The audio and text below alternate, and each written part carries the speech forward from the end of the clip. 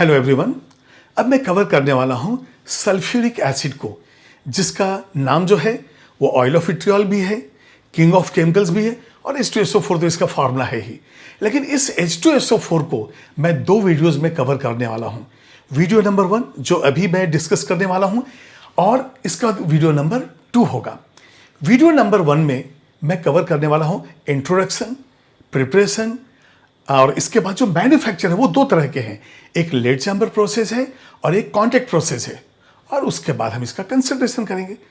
तो video number 1 का introduction. इस H2SO4 के कई नाम हैं। देखिए H2SO4 इसको हम हाइड्रोजन सल्फेट कह सकते हैं, सल्फ्यूरिक एसिड कह सकते हैं, और ये जो है इसे हम कहते हैं ऑयल ऑफ विट्रियोल, साथ में किंग ऑफ केमिकल्स। ये किंग ऑफ केमिकल्स क्यों हैं? क्योंकि ये ऑर्गेनिक, इनऑर्गेनिक कई तरह के जो है कंपाउंड से ये रिएक्ट करते हैं, इसलिए किंग ऑफ केमिकल्स। अब ऑयल ऑफ विट्रियोल क्यों?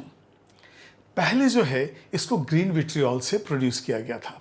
देखिए यहाँ पे जो ग्रीन विट्रियोल है वो FeSO4.7H2, इसका कलर ग्रीन है इसलिए ग्रीन विट्रियोल। जैसे याद कीजिए CuSO4.5H2 वो ब्लू कलर है, ब्लू विट्रियोल, और ZnSO4.7H2 वाइट विट्रियोल, क्योंकि वो कलरलेस वाइट दिखता है। अब यदि मान लिए इस FeSO4.H2O को हम यहाँ पे हीट कर दें तो यहाँ से हमें मिलता है Fe2O3 प्लस H2SO4, और SO2 एंड H2O तो है ही। तो अब यहाँ पे देखिए इसको हमने ग्रीन विट्रियोल को हीट करके बनाया H2SO4, इसलिए इसका, और सिर्फ लिक्विड बना, इसलिए इसको कहते हैं ऑयल ऑफ विट्रियोल। तो ये हो गया कि नाम कैसे पड़ा ग्रीन विट्रियोल से ऑयल विट्रियोल। अब हम देखेंगे प्रिपरेशन हम कैसे क्या करते हैं।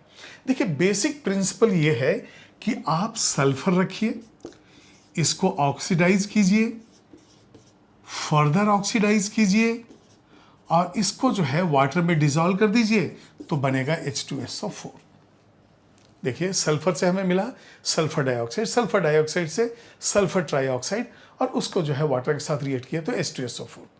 यही बेसिक प्रिंसिपल पे अब SO2 का रिएक्शन। अब देखिए ये SO2 से SO3 बना, इस SO3 बनाने के लिए हम ये चीज़ें ले रहे हैं O2, Cl2, HNO3, Br2, O3, और जब SO3 बन जाएगा तो वाटर के साथ डिसॉल्व हो जाएगा। तो यहाँ पे आप देख रहे हैं कि फर्स्ट, सेकंड, थर्ड, फोर्थ में वाटर भी वहाँ दिया गया है। अब देखते हैं एक एक करके रिएक्शन। तो फर्स्ट वन ये देखिए SO2 with O2 and H2O, ये हमारा जो है ये हेडिंग है। अब इसमें क्या होगा, ये SO2 प्लस O2 से बनेगा हमें SO3। ये देखिए 2 टाइम्स, और यहाँ से जब हम लेंगे वाटर मॉलिक्यूल तो ये बन जाएगा 2H2SO4। तो यहाँ पे देखिए बैलेंस हो गया, 2 सल्फर है और 3 2 6 2 8 ऑक्सीजन, वो भी बैलेंस है। तो पहला जो है ये O2 एंड H2O हो गया। अब याद कीजिए ओजोन के केस में मैंने एक पॉइंट दिया था कि ozone is completely used when it reacts with SO2 और SnCl2। SnCl2 प्लस HCl उसमें रहता है, कंप्लीट O3 यूज हो जाता है। वो रिएक्शन देखिए यहाँ है। अब देखिए इनऑर्गेनिक में जैसे जैसे ये चैप्टर आगे बढ़ते जाएगा आप देखेंगे रिपीट होते हैं इक्वेशंस, इसलिए हर इक्वेशन को जानना जरूरी है। अब यहाँ पे हम देखेंगे सेकेंड जो है हमारा, यहाँ पे O3 है, तो SO2 with O3 and H2, ये हमारा हेडिंग हो गया।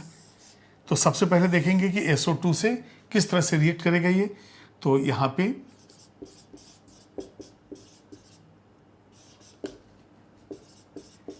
ये देखिए 3 2 6 3 9, ये भी बैलेंस है।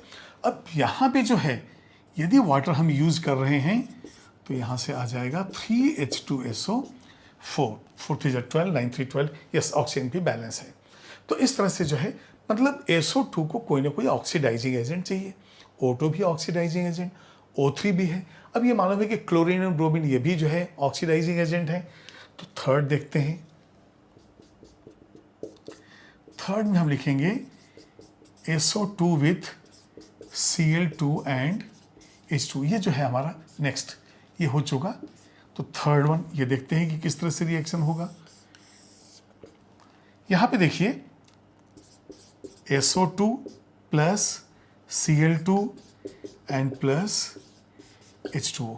अब देखिए SO2 है तो सबसे पहले तो इसको SO3 बना लेते हैं, और जब वाटर के साथ रिएक्ट करेगा तो H2SO4 हो जाएगा। तो यदि हम डायरेक्ट जाएं तो इस तरह से लिख सकते हैं H2SO4। देखिए S ऑक्सीजन 2 और 2 4 हो गया, और प्लस हो जाएगा 2HCl, एक साथ ही इसको लिख दिया गया। और सेम ऐसे ही रिएक्शन होगा जब ये ब्रोमीन के साथ रिएक्ट करेगा, मतलब ब्रोमीन वाटर के साथ। तो अब हम फोर्थ देखेंगे, यहाँ पे लिखेंगे SO2 with Br2 and water, Br2 and water, बिल्कुल वैसे ही लिख देंगे पैरेलल, इसके जैसे ही देख लीजिए SO2 plus Br2 plus 2H2O, यहाँ से जो है आपको मिलेगा H2SO4, और 2HCl की जगह मिलेगा 2HBr, ये आप नोट कर लीजिए। उसके बाद जो है HNO3 एक बचता है, और फिर हम जाएंगे मैन्युफैक्चर, जहाँ पे लीड चैम्बर प्रोसेस और कॉन्टैक्ट प्रोसेस। सल्फ्यूरिक एसिड के मैन्युफैक्चर के लिए पहला जो प्रोसेस है वो है लेड चैम्बर प्रोसेस। अब नाम लेड चैम्बर क्यों है? क्योंकि लेड से बना हुआ है, जिसपे H2SO4 का असर नहीं होता है। अब यहाँ पे देखिए, ये पूरा का पूरा जो है डायग्राम जो है ये रिप्रेजेंट किया गया है। अब यहाँ पे दो चीज़ें समझने वाली हैं, एक तो कैटलिस्ट क्या है और क्या है सोर्स ऑफ सल्फर। तो यहाँ पे आप देखेंगे कि सल्फर बर्नर या पायराइट बर्नर है, जहाँ से हमें सल्फर बर्न करेगा या पायराइट बर्न करेगा, SO2 मिलेगा। अब देखिए ये SO2 जो है ये ऑक्सीडाइज होकर क्या बनाएगा, SO3। यहाँ जो कैटलिस्ट हम यूज करते हैं वो होता है oxides of nitrogen, NO and NO2। अभी देखिए NO जो है वो ऑक्सीजन कैरियर भी है और ये कैटलिस्ट भी है। तो NO ऑक्सीजन कैरियर का मतलब क्या हो गया, NO जो है O2 के साथ कंबाइन होकर NO2 बनाएगा। अब ये NO कहाँ से आ गया? तो यहाँ पे देखिए, सबसे पहले ये पायराइट बर्नर है, जहाँ सल्फर को बर्न करेंगे SO2 मिलेगा। और ये देखिए ग्रीन कलर का मैंने पॉट बनाया है, इसको कहते हैं नाइटर पॉट। नाइटर का मतलब होता है KNO3 पोटेशियम नाइट्रेट। तो यहाँ पे KNO3 और H2SO4 के बीच जब रिएक्शन होता है तो यहाँ से हमें oxides of nitrogen NO and NO2 produce होते हैं। अब ये जो है आ जाएंगे इस चैम्बर में, इसे हम कहते हैं ग्लोअर टावर। इस ग्लोअर टावर में क्या होगा कि यहाँ से जो हॉट गैसेस गए, इनका टेम्परेचर 400 डिग्री सेल्सियस से 80 डिग्री सेल्सियस हो गया, मतलब हमने कूल कर दिया। और कूल करने के बाद यहाँ से जो है जो भी गैसेज है वो कहाँ जाएगा? अब देखिए SO2, उसको जो है ऑक्सीजन किसने सप्लाई किया? NO एंड NO2 ने। NO एंड NO2 कहाँ से बना? यहाँ से। तो देखिए यहाँ से SO2 और यहाँ से NO NO2, ये दोनों मिलके क्या बना दिए? SO3। अब ये देखिए फाइन स्टोन्स है, तो इधर से ऐसे जो है गैस निकला और यहाँ चला गया लेड चैम्बर में। अब ये सब क्या है वो मैं बताता हूँ। पहले SO3 था, अब जैसे ही SO3 गया, देखिए सारे रिएक्शंस मैं दूंगा, लेकिन एक बार मैकेनिज्म, एक बार जो है किस तरह से प्रोसेस हो रहा है वो समझना जरूरी है। तो हमने नाइटर पॉट से यहाँ पे NO NO2 निकाला, जिसने SO2 को कन्वर्ट कर दिया SO3 में, टेम्परेचर कम हो गया और ये जो है अब आया स्टीम में। अब SO3 का रिएक्शन H2SO4 के साथ होगा और वहाँ से बनेगा H2SO4। अब ये देखिए लेड के चैम्बर्स बने हुए और आयरन, इसमें जो वुडन फ्रेम में जो है ये पैक रहते हैं। अब ये लेड चैम्बर में जो H2SO4 बना, उसका कंसंट्रेशन करीब 65 से 70% है, मतलब प्योरिटी बहुत ही कम है। ये आ गया। अब ये 65 to 70 है, इसको हम यहाँ से फिर से भेज देंगे ताकि ज़्यादा से ज़्यादा SO3 के साथ कंबाइन हो और यहाँ पे H2SO4 का कंसंट्रेशन बढ़ जाए। तो इस टावर में फाइनली देखिए कई जगह से रिसाइकलिंग हो रहा है। फाइनली जो हमें मिलता है वो मिलता है 80%। यदि क्वेश्चन हो कि लेड चैम्बर प्रोसेस में from lead chamber what is the percentage of H2SO4, then your answer is 65 to 70%। Question अब दूसरा, लेड चैम्बर प्रोसेस से मैक्सिमम कंसंट्रेशन H2SO4 का हमें क्या मिलता है? That is your answer 80%। क्यों? इसको भी तो हम कंसंट्रेट कर रहे हैं। अब यहां से देखिए ये जो आया, इसको कई बार रिसाइकलिंग के बाद हमें 80% मिल रहा है, लेकिन उसके पहले हमने क्या किया, इसको डाल दिया गैलोसिक टावर में। अब ये देखिए ये जो है, ये जो दिख रहा है ग्लोअर टावर, यहां से ये इस तरह से आया और यहाँ चला गया, इसलिए इसका नाम हो गया टावर एसिड। भाई ग्लोवर टावर से आया, ग्लोवर टावर से टावर एसिड। अब ये जो है यहाँ पे देखिए ये स्प्रे हो रहा है नीचे, और यहाँ पे क्या होगा कि जो NO है, देखिए यहाँ से जो NO SO2 जो है SO2 वो अब कन्वर्ट हो जाएगा SO3 में, और ये जो है एब्जॉर्ब हुआ, और यहाँ से फिर हम नाइट्रेटेड एसिड जो है, नाइट्रेटेड एसिड जो है जहाँ पे NO2 है वो फिर से हमने डाल दिया कहाँ पे, ग्लोवर टावर में। तो ये प्रोसेस ऐसे चलते रहता है, इधर से भी ये देखिए इधर से गया, ये 65 to 75% गया, और ये साइक्लिंग होते होते हो जो फाइनली जो है यहाँ पे हमें 80% H2SO4 मिलता है। अब देखिए इसका कलर जो है वो ब्राउन कलर है, यही कारण है कि इसका नाम है ब्राउन ऑयल ऑफ विट्रियोल। और कई जगह देखेंगे एब्रीवेशन होता है BOV, brown oil of vitriol. अब ऑयल ऑफ विट्रियोल तो हम H2SO4 के लिए कहते ही हैं, लेकिन यहाँ पे इसका कलर जो है ब्राउन कलर का काफ़ी डार्क नज़र आता है, इसलिए ब्राउन ऑयल ऑफ विट्रियोल। ये बिल्कुल क्लियर हो गया आपके जो टावर्स जो हैं। अब ये देखिए गैल्यूसिक टावर था, ये ग्लोवर टावर है। गैल्यूसिक टावर से हमें मिल रहा है नाइट्रेटेड एसिड, और ग्लोवर टावर में हम देख रहे हैं कि जो SO2 SO3 है वो जो है रिएक्ट करता है, जो बचा हुआ नाइट्रेटिक एसिड है, और नहीं तो ये SO3 यहाँ चला जाता है स्टीम चैम्बर में। तो ये जो है आप इसको स्क्रीनशॉट ले लीजिए या इसको आप नोट कीजिए। उसके बाद फिर मैं रिएक्शन मैकेनिज्म और कहाँ पे क्या रिएक्शन होता है, यहाँ पे नाइट्रो पॉट पे क्या रिएक्शन हुआ, लेड चैम्बर में क्या हुआ, ये सारा चीज़ मैं आपको बताने वाला हूँ। अब देखिए सबसे पहले हम देखते हैं कि पायराइट बर्नर के अंदर जो है क्या रिएक्शन होता है, वहाँ किस तरह से पायराइट से और सल्फर से SO2 मिलता है। और उसके बाद याद कीजिए नाइट्रो पॉट था, नाइट्रो पॉट के अंदर क्या रिएक्शन है, वहाँ से NO and NO2 कैसे मिला, और ये NO NO2 SO2 को कैसे SO3 में कन्वर्ट करते हैं, ये हम देखते हैं। तो देखिए पहले जो है यहाँ पे हम लेंगे इन पायराइट और सल्फर बर्नर। पहला एपरेटस तो यही नज़र आ रहा है हमें। यहाँ पे यदि मान लिए FeS2 है, आयरन पायराइट, आयरन पायराइट को हम फुल्स गोल्ड भी कहते हैं, तो ये हो गया आपका आयरन पायराइट। और जब इसका ऑक्सीडेशन होगा, बर्निंग, ये हो जाएगा Fe2O3, Fe2O3, और उसके साथ आ जाएगा SO2। तो यदि मैं इसको 2 टाइम्स कर देता हूँ तो सल्फर जो है 4, तो 8 and 3 11, 11 का मतलब हो गया 11/2। अब हमें क्या करना पड़ेगा, 2 से मल्टीप्लाई, तो ये हो जाएगा फाइनली 4, तो ये बच जाएगा अब 11, तो ये 2 टाइम्स, और ये 2 into 4 हो जाएगा 8। अब ये बैलेंस्ड इक्वेशन हो गया, ठीक है।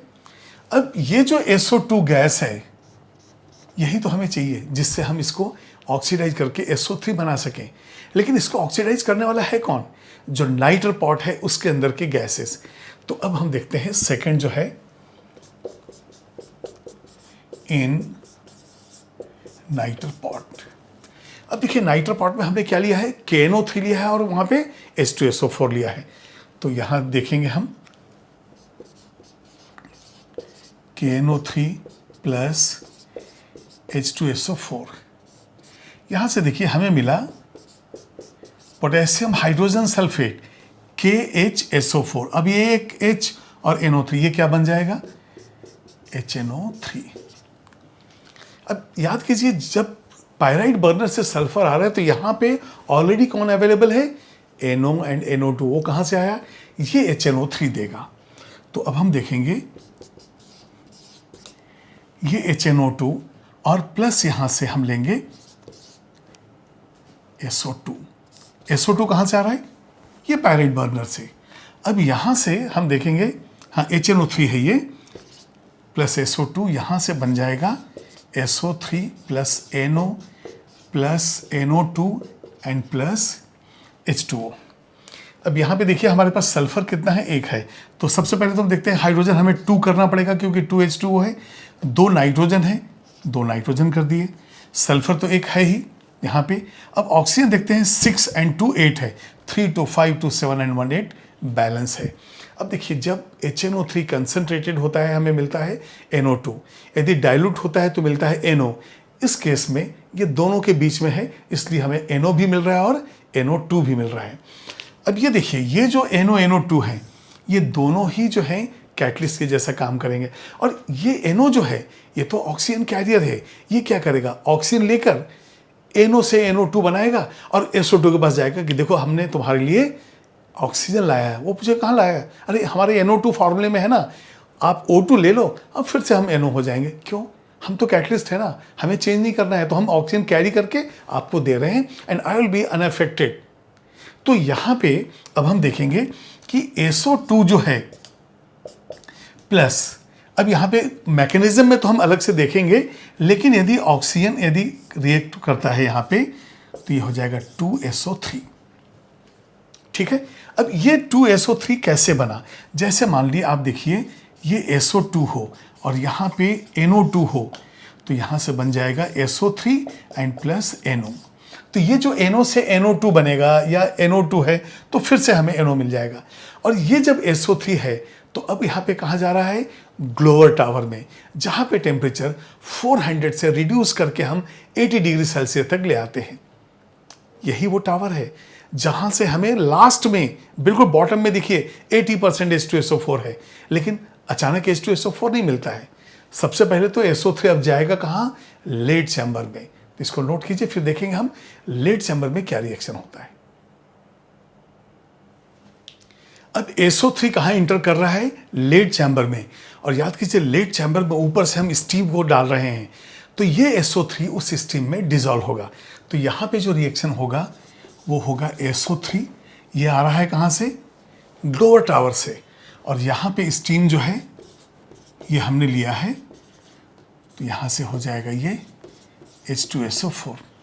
अब बताइए इस लेड चैम्बर में कितना परसेंटेज हमें H2SO4 मिलता है, 65 to 70%। इसको हम फिर से ग्लोअर टावर में जो है हम डाल देते हैं, और ग्लोअर टावर से जो एसिड आ रहा है उसको हम कहाँ डालते हैं, लास्ट में कौन सा है, गैल्यूसिक टावर। और गैल्यूसिक टावर से हमें मिलता है नाइट्रेटेड एसिड। तो नेक्स्ट हम लेंगे इन गैल्यूसिक टावर। अब देखिए यहाँ पे जो गैल्यूसिक टावर में है हमें NO भी मिल रहा है, NO2 भी मिल रहा है, और सारे जो ग्लोअर टावर से आए वो सारे के सारे यहाँ पे अब रिएक्ट करेंगे। और H2SO4 जो ऑलरेडी हमें मिल चुका है 65 to 70%, उसको हमने फिर से कहाँ डाल दिया था, ग्लोअर टावर में, और वहाँ से जो एसिड मिला है उसको हमने फिर से लास्ट वाले चैम्बर में भेजा है। तो अब यहाँ पे देखिए आप, H2SO4 है, यहाँ पे NO भी है, NO2 भी है, और वो देखिए टावर जो है कोक से भरा हुआ है। इसके अंदर जो है रिएक्शन जो होता है वो देखिए, ये नाइट्रेटेड, ये देखिए आप HSO4, इसको 2 टाइम्स हम ले लेते हैं, तो 2 टाइम्स हो जाएगा HSO4 हो जाएगा, और प्लस यहाँ से आ जाएगा H2O।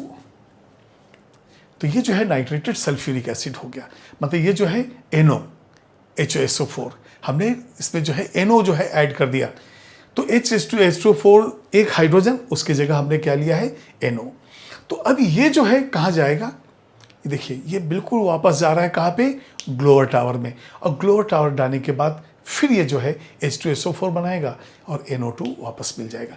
तो इस तरह से हम देख रहे हैं कि एट लास्ट जो है जो ग्लोअर टावर से हमें H2SO4 मिल रहा है, मैक्सिमम कंसंट्रेशन 80% का।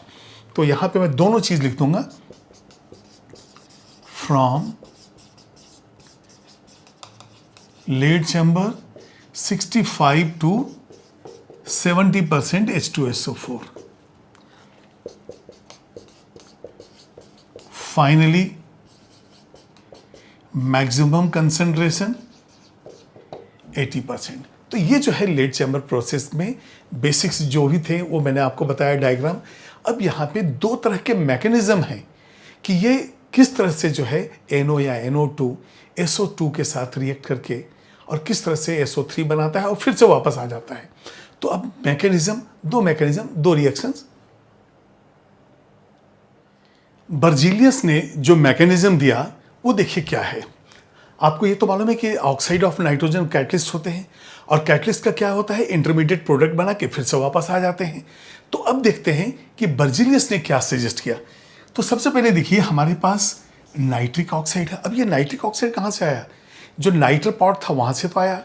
अब ये NO जो है, O2 जो एयर जो हमने लिया है कंबसन के लिए या हीटिंग के लिए, तो वो ऑक्सीजन जब NO के साथ कंबाइन होता है तो यहाँ पे बनाता है NO2। ये देखिए 2NO2 ऐसा बन जाएगा।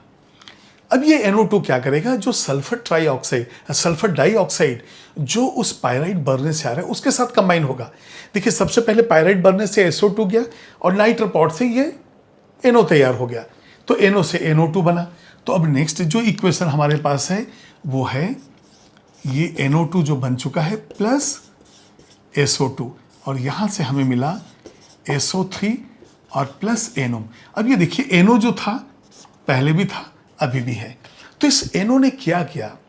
NO ने ऑक्सीजन को कैरी किया और एज ए कैटलिस्ट बाहर आ गया। मतलब NO is catalyst as well as oxygen carrier. अब यहां से जो हमारे पास SO3 बना ये वाटर के साथ कंबाइन होगा और यहां पे क्या मिलेगा? H2SO4। अब याद कीजिए ये नाइट्र पॉट से प्रोड्यूस हुआ है, ये जो है बिफोर ग्लोवर टावर जो है ये SO3 में कन्वर्ट हो गया, और ये जो है लेट चैम्बर जहां पे हमने स्टीम को स्प्रे किया है ऊपर से, वहां पे H2SO4 मिलता है और ये 65 to 7% ही होता है। तो ये मैकेनिज्म जो है बर्जीलियस ने दिया जिसमें NO is the oxygen carrier as well as catalyst. अब जो सेकेंड मैकेनिज्म है वो है डेवी एंड लुंज मैकेनिज्म। इसमें NO एंड NO2 पहले कंबाइन होकर क्या बनाएगा? N2O3। इसके बाद SO2, N2O3, O2 and H2O मिलके नाइट्रोसो सल्फ्यूरिक एसिड बनाएंगे और फिर वो वापस जो है हमें H2SO4 देकर NO NO2 बना लेगा। देखते हैं रिएक्शंस क्या हैं। सबसे पहले देखिए आप NO प्लस NO2, ये दोनों ऑक्साइड तो हमें नाइट्रो पॉट से मिल ही रहे हैं, तो यहाँ से ये हो जाएगा N2O3। सेकेंड इक्वेशन में ये देखिए N2O3 plus SO2 plus O2 plus H2O, ये सारी चीज़। अब ये देखिए H2O कहाँ से आया? स्टीम हम लेट चैम्बर में पास कर रहे हैं, और ये N2O3 SO2 कहाँ से आया है? ये हमारे पायराइट बर्नर से। यहाँ से हमें मिलता है नाइट्रोसो सल्फ्यूरिक एसिड, इसी को हमने कहा नाइट्रेटेड एसिड, तो 2 टाइम्स ये हो जाएगा। यहाँ पे देखिए अब 2N हो गया, 2 हाइड्रोजन है, इसका सल्फर भी 2 है तो इसको 2 कर देंगे। ऑक्सीजन कितना हो गया? 4 and 1 5 into 2 10, तो यहाँ पे 3 4 7 2 9 and 1 10, ये बैलेंस हो गया। तो यहाँ पे इसका नाम है नाइट्रोसो सल्फ्यूरिक एसिड। अब इसको जो है फिर से वाटर के साथ रिएक्शन दिखा रहा है ये mechanism, NO HSO4 and plus H2O। अब यहाँ से देखिए सबसे पहले तो हम लिखेंगे H2SO4, एक हाइड्रोजन। अब ये देखिए ये 2 टाइम्स ले लें यदि, तो ये 2 टाइम्स हो जाएगा H2SO4। अब NO2 भी बनेगा और NO भी बनेगा, तो ये NO बाहर आ जाएगा और NO2। ये देखिए NO और NO2 यही तो स्टार्टिंग में रिएक्ट किए, और ये ऑक्सीजन कैरियर थे, ये ऑक्सीजन कैरियर, और इसके बाद NO NO2 जो रिएक्ट हुए हमें फिर से वापस मिल गए, इसलिए तो ये कैटलिस्ट है। इन्होंने साहब कहा भाई हम कुछ नहीं जानते, हमारा काम था ऑक्सीजन लाना, हम ला दिए बस, अब वापस हम आ रहे हैं, तो ये हो गए कैटलिस्ट। अच्छा यू आर द कैटलिस्ट, तो बोले हाँ बिल्कुल, we are unchanged, no change. तो यहाँ पे देखिए इस तरह से। अब देखते हैं बैलेंसिंग, 4 हाइड्रोजन, तो ये 2 हो गया, 2 4 बिल्कुल बैलेंस है। N 2 हो गया, और ऑक्सीजन देखिए आप यहाँ से कितना हो गया? 4 and 1 5 2 10 and 1 11, तो 8 9 and 2 11 बिल्कुल बैलेंस है। तो इस तरह से 2 मैकेनिज्म से हमने ये एक्सप्लेन किया कि किस तरह से ऑक्साइड्स जो है नाइट्रोजन के वो कैटलिस्ट के जैसा काम करते हैं। जब हम आयरन पायरेट लेते हैं तो वहाँ पे इम्प्योरिटी आर्सेनिक होता है, और उस प्रोसेस में आर्सेनिक ऑक्साइड AS2O3 बनता है। तो हम देखते हैं कि जो चैम्बर एसिड जो हमें मिला लेट चैम्बर प्रोसेस से, उसके अंदर जो मोस्ट कॉमन इम्प्योरिटीज़ हैं, अब देखिए डस्ट वगैरह इन सब को तो हम स्क्रबर से और वो अलग मेथड से हम निकाल लेते हैं, लेकिन ये जो 3 जो है इम्प्योरिटीज़ हैं वो इम्पॉर्टेंट है, इसको निकालना बहुत ज़रूरी है। तो इम्प्योरिटीज़ प्रेजेंट आर, तो यहाँ पे देखिए ये हो गया AS2O3। फिर देखिए लेड चैम्बर के अंदर H2SO4 के साथ थोड़ा सा PbSO4 बनता है, तो यहाँ पे हो गया PbSO4। और जैसा कि आपको मालूम है कि NO एंड NO2 ये तो हमारे पास है ही इम्प्योरिटी, नाइट्रोपॉड से दोनों आए थे। अब इसको निकालने के लिए AS2O3 को निकालने के लिए हम H2S गैस पास करते हैं, रिएक्शन देता हूं मैं भी। इसके बाद जहां पे PbSO4 इम्प्योरिटी नजर आ रहा है, यदि हम इसको वाटर में डिजोल्व कर दें तो एसिड तो डिजोल्व हो जाता है, लेकिन PbSO4 का प्रेसिपिटेट अलग निकल जाता है, हम फिल्टर करके निकाल लेंगे। अब जो नाइट्रोजन के दो ऑक्साइड यहाँ पे हैं, इनका डिस्टिलेशन हम अमोनियम सल्फेट के साथ करते हैं। तो यहाँ पे देखिए NH4 2IgSO4, यहाँ से नाइट्रोजन लिबरेट हो जाता है और हमें जो है H2SO4 मिल जाता है। तो इस तरह से NO and NO2 को भी हम निकाल लेते हैं। अब देखते हैं रिएक्शंस क्या हैं। तो सबसे पहले हम देखेंगे यहाँ पे ये जो AS2O3 आर्सेनिक ऑक्साइड है, इस आर्सेनिक ऑक्साइड को हम क्या करेंगे, H2S पास कर देंगे यहाँ पे। तो ये जो रिएक्शन है यहाँ पे AS2S3 आर्सेनिक सल्फाइड बनेगा, जो येलोइश टाइप का जो है प्रेसिपिटेट रहेगा। तो यहाँ पे प्रेसिपिटेट है, इसको सेपरेट कर दिया, तो AS2S3 तो क्या साथ में बन जाएगा +3H2O। ठीक है। इसके बाद हम देखेंगे यहाँ पे PbSO4, उस पर कोई ज़रूरत नहीं है, H2SO4 जो है डिजॉल्व हो गया वाटर में और PbSO4 जो है सेपरेट हो गया। इस रिएक्शन को हमें देखना है। अब यहाँ पे देखिए आप NH4 2IgSO4 है और यहाँ पे NO एंड NO2 दोनों इम्प्योरिटीज को हम निकालने वाले हैं। सबसे पहले तो हम H2SO4 बना लेते हैं। ये हो गया H2SO4 प्लस ये जो NO और NO2 है, अब ये बना रहे हैं N2। इसके बाद फिर देखेंगे हम लोग वाटर कितना बनेगा। तो सबसे पहले देखिए यहाँ पे 2 और 2 4 है, तो ये 2N2 कर ले रहे हैं। सल्फर तो एक ही है। हाइड्रोजन देख रहे हैं हम यहाँ पे 2 है और 2 4 है, तो ये 8 है। तो ठीक है, इससे हम बैलेंस कर लेंगे। तो टोटल ऑक्सीजन देखते हैं यहाँ पे एक साइड कितना है, ऑक्सीजन 4 1 5 2 7 है।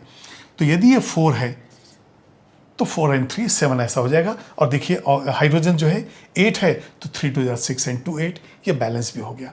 तो इस तरह से तीनों इम्प्योरिटीज हम निकाल लेते हैं। अब जब इम्प्योरिटीज निकल गए तब तो नेक्स्ट टास्क हमारा इसके कंसंट्रेशन को कैसे बढ़ाएं। याद कीजिए लेड चैम्बर से हमें सिर्फ 65 to 70% मिल रहा था, लेकिन वहाँ पे जो है कंसंट्रेशन के बाद 80% मिला। सबसे पहले तो लेड चैम्बर से जो एसिड मिलता है, काफ़ी इम्प्योरिटीज इसके अंदर होती हैं, और चैम्बर एसिड को हम फर्टिलाइज़र बनाने के लिए ऐसे जगह हम यूज़ करते हैं जहाँ पे हाईली प्योर H2SO4 की ज़रूरत नहीं है।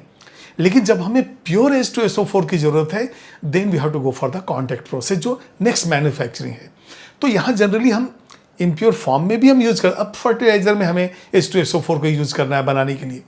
अब H2SO4 को यूज़ कीजिए, उसके अंदर इम्प्योरिटीज़ है तो ऐसे भी सॉइल में डाल रहे हैं, कोई फ़र्क नहीं पड़ेगा। लेकिन जब क्वालिटेटिव एनालिसिस क्वांटिटेटिव एनालिसिस हम करते हैं, तो क्वालिटेटिव में तो काम चल जाता है, क्वांटिटेटिव में हमें बताना पड़ता है कि कितना % H2SO4 हमने लिया है। तो यहाँ पे हम देखेंगे कि लेड चैम्बर में जो भी है, फिर भी कंसंट्रेट तो हम करेंगे ही। तो वहाँ पे हम देखते हैं कैस्केड प्रोसेस, गैलाइड प्रोसेस, 2 प्रोसेस है जहाँ पे हम कंसंट्रेट करते हैं, और दोनों में ही जो वाटर वेपर्स है इसके अंदर से वो इवापोरेट हो जाता है और कंसंट्रेशन बढ़ जाता है। तो नेक्स्ट हम देखेंगे कंसंट्रेशन कैसे हम बढ़ा रहे हैं।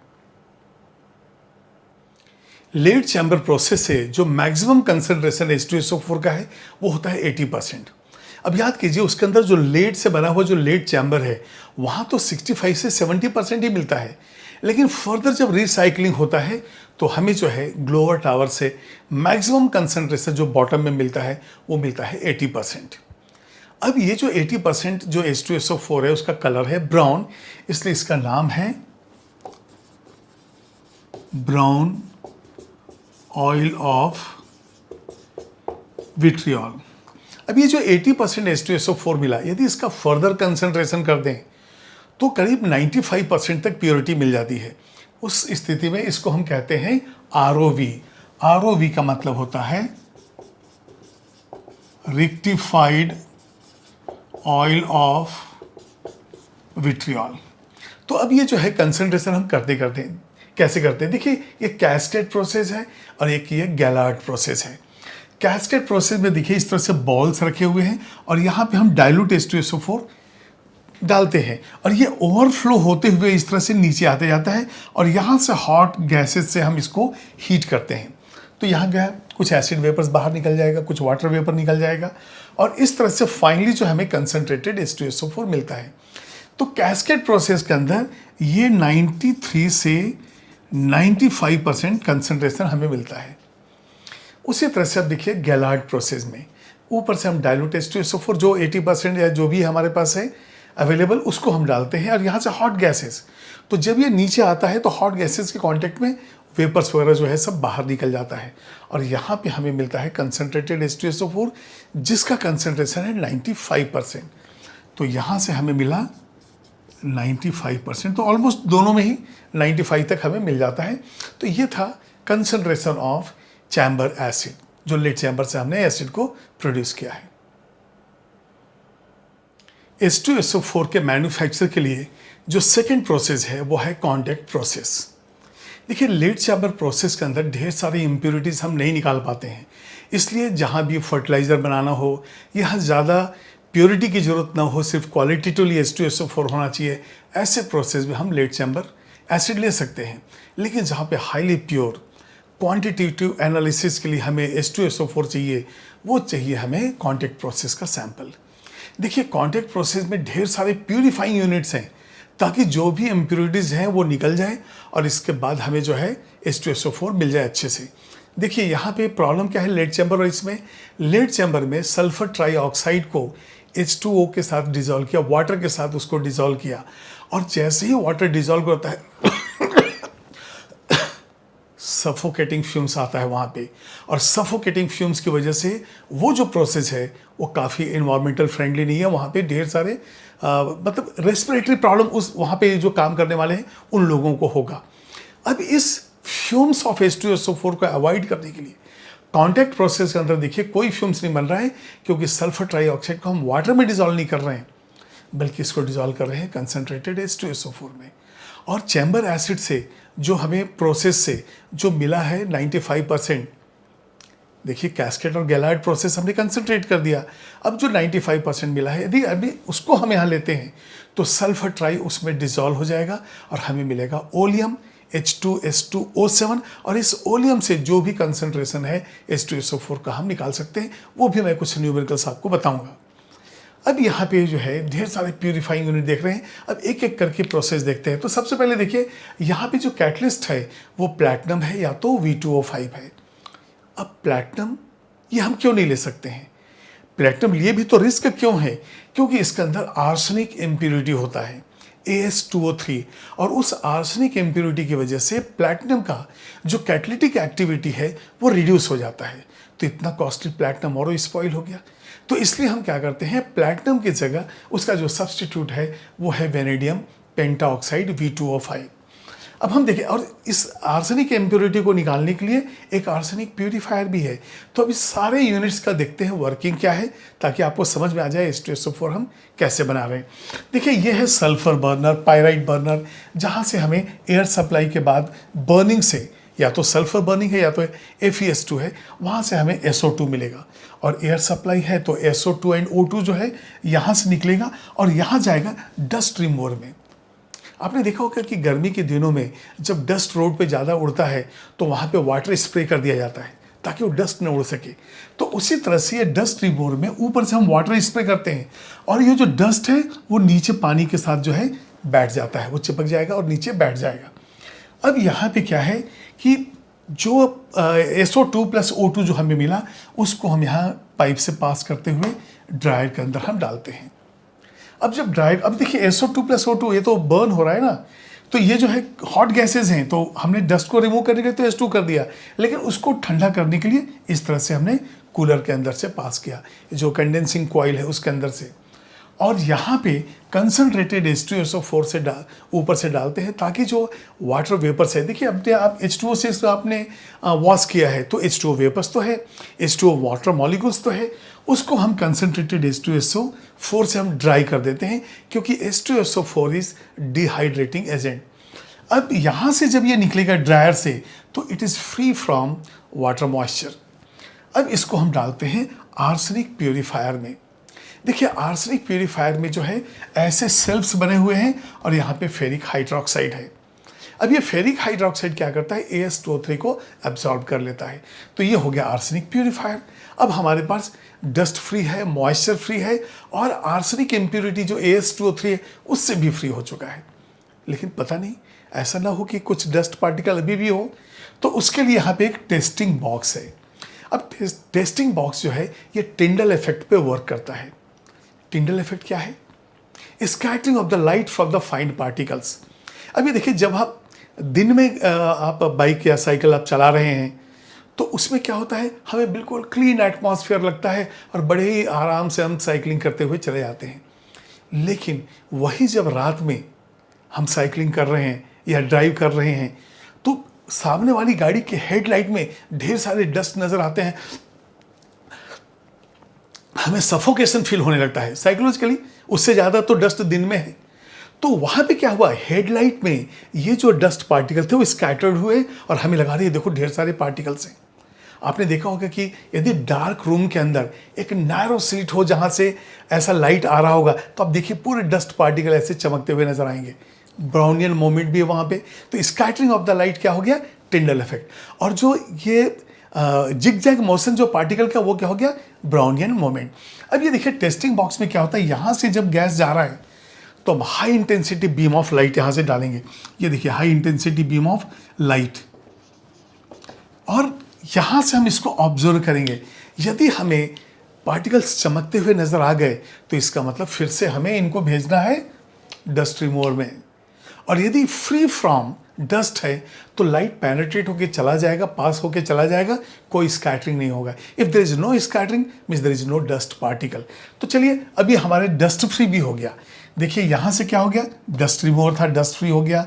यहाँ पे मॉइस्चर रिमूव हो गया, AS2O3 रिमूव हो गया। और ये जो पार्टिकल्स हैं डस्ट पार्टिकल वो अभी टोटल निकले हैं या नहीं निकले हैं उसको हमने टेस्टिंग बॉक्स में देख लिया। अब हम क्या करेंगे, ये जो SO2 + O2 है इसको प्री हीटर से हम पास करेंगे। देखिए टेम्परेचर तो हमें चाहिए, SO2 + O2 के रिएक्शन के लिए हाई टेम्परेचर चाहिए।